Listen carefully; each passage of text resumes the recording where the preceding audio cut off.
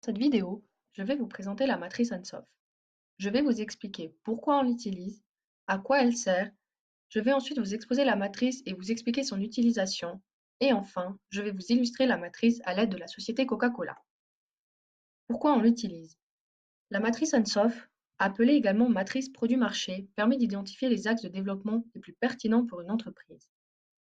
Les entreprises doivent croître afin d'être plus compétitives, de satisfaire leurs actionnaires et d'attirer les meilleurs collaborateurs possibles. L'objectif de l'entreprise n'est pas la croissance à tout prix, mais la croissance rentable.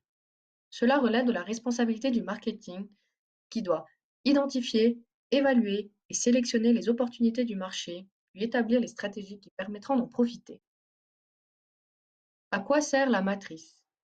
Elle présente de manière simple quel choix l'entreprise peut effectuer pour développer son activité en vue d'atteindre ses objectifs de croissance. Présentation de la matrice. Pour la petite histoire, la matrice d'Ansoff a été développée en 1957 par Igor Ansoff. Sur l'axe horizontal, nous trouvons les produits ou services selon qu'ils soient existants ou nouveaux. Sur l'axe vertical, nous trouvons les marchés selon qu'ils soient eux aussi existants ou nouveaux. Le croisement de ces deux axes produit une grille de 4 cases correspondant chacune à une option de développement stratégique que nous allons analyser par la suite. Pénétration de marché, développement de produits, extension du marché, diversification. La pénétration de marché consiste à vendre plus de produits ou services déjà existants sur le marché existant. Il s'agit de chercher à accroître sa part de marché. C'est l'orientation la moins risquée.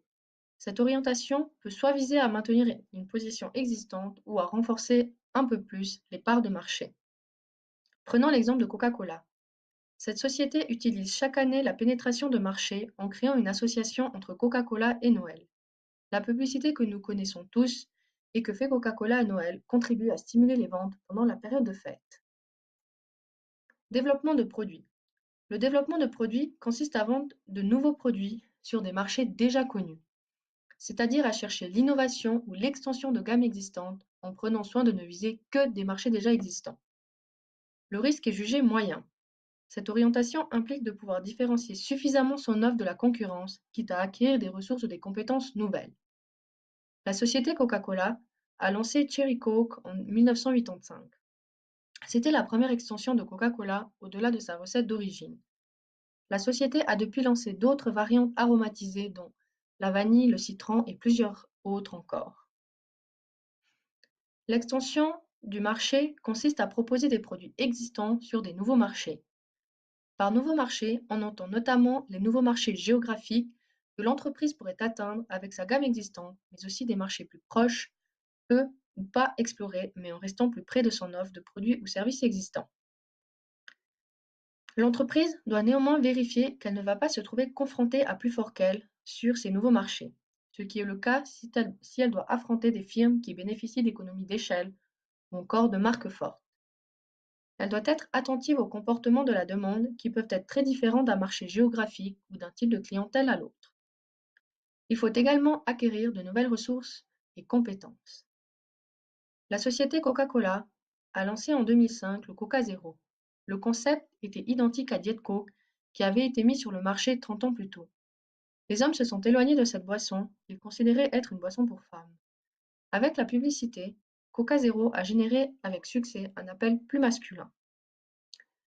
La diversification consiste à introduire de nouveaux produits sur de nouveaux marchés.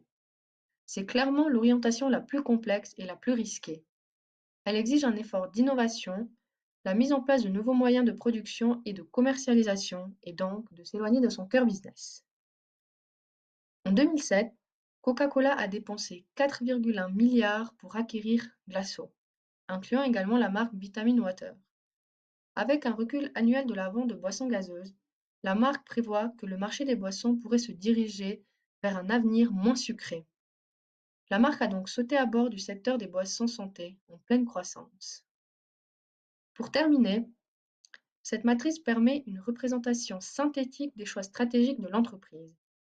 Elle a ouvert la voie au croisement des données pour partager la réflexion et aider à la prise de décision. Created using Powtoon.